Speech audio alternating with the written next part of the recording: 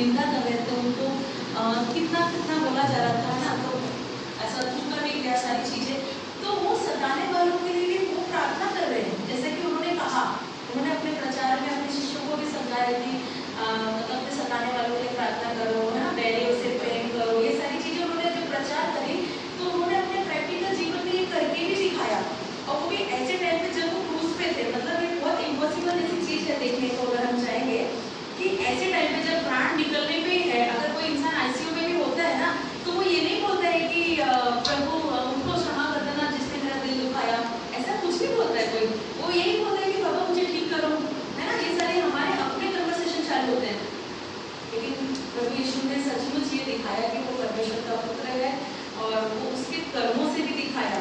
इससे हमें ये सीखने की जरूरत है कि हम ना वचन को जो सुनने वाले हैं ना, हमको उस पर चलने वाला भी होना है। क्यों? क्योंकि हमारा मसीह वैसे ही जिया।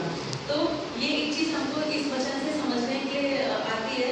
और दूसरा ये है कि जब उसको क्रूस पे ले जाया जा रहा था तो शायद आवश्यकता कि वो जो भविष्यवाणी थी कि वो मतलब भेड़ के समान, है ना, मेंढे के समान वो ले जाया जाएगा। मतलब यीशु मसीह में जब गए ना तो वो उस तरीके से शांत थे, वो किसी के साथ लड़ रहे नहीं थे, वो किसी को क्लेरिफिकेशन दे रहे नहीं थे कि भाई मैंने तो नहीं किया ये सारी चीज़ें या फिर मेरा पिता तुमको दिखाएगा, ऐसा कुछ भी नहीं।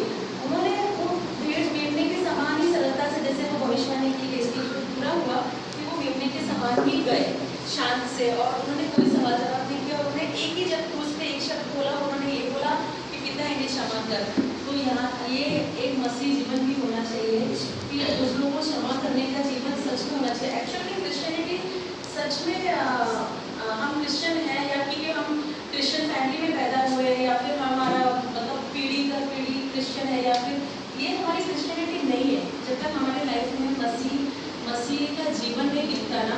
हो सकता है कि हम कई बार फेल होते हैं, ऐसा नहीं है कि हम लोग एकदम से परिपूर्ण हो जाएंगे, हम कई बार फेल होते हैं, लेकिन है ना हमको कोशिश करते रहना चाहिए। हमें ना पवित्र आत्मा से वो मांगना चाहिए कि पवित्र आत्मा मुझे यीशु मसीह के स्वरूप में जीना सिखाओ। मेरे से नहीं होगा लेकिन आपसे होगा, क्योंकि वचन कहता है ना कि परमेश्वर से सब कुछ पॉसिबल है। तो हमको ना हमारी प्रार्थनाएं इस तरीके से करनी चाहिए। कई बार क्या होता है ना, हम प्रार्थना करते हैं कि हाँ प्रभु आपने तो ये वचन कहा है, अब मैं ऐसे ही करूँगी, अब मैं ऐसे ही करूँगी। हम लोग अच्छे विचार रखते हैं, सबके अंदर एक अच्छा मन है, इसके लिए हम इधर हैं, लेकिन है ना वो हमारे मतलब हमारे एक्टिविटी में हम उसको ज़्यादा दिन अप्लाई नहीं कर पाते, क्योंकि वो संसार में जीने का जो जीवन है हमारा, जो डीएनए चला आया है, वो इतना जल्दी नहीं छूटता, लेकिन उसी के लिए हमें पवित्र आत्मा मिला है। तो ये हमें हमारे जो सारी चीज़ें हैं ना, जो संसार में लेके हमने बचपन से लेके अभी अपने अंदर कैरी करी है, उसको निकालने के लिए केवल और केवल पवित्र आत्मा हमको मदद करेगा। और ये चीज़ हमें पवित्र आत्मा से मांगने की जरूरत है कि जैसे मेरा यीशु मसीह का स्वभाव था वो मेरे अंदर आने दें।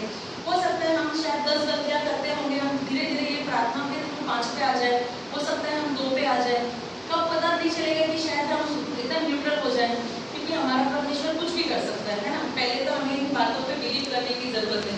हालेलुया। सबको नहीं रहे आप लोग ठीक है। तो और मतलब देखो हमें इसमें ये समझने की जरूरत है, टाइम होगा तो बताना पड़ेगी, समझने की जरूरत है कि देखो हमें ना किसी को कोसना नहीं, अगर वो चाहते ना तो कर्ज भी कर सकते थे, ऑब्वियस है कि मेरी गलती नहीं है या फिर कुछ भी है। अब मेरे को सोचने की बात ये है कि वो पिता का बेटा है, यीशु मसीह परमेश्वर का बेटा है, राइट। तो उसके पास कितने दूतों की सेना होगी, कितने दूत होंगे, है ना। जब परमेश्वर हमारा सेना का परमेश्वर है तो उसके बेटे के लिए भी तो सेना है ना।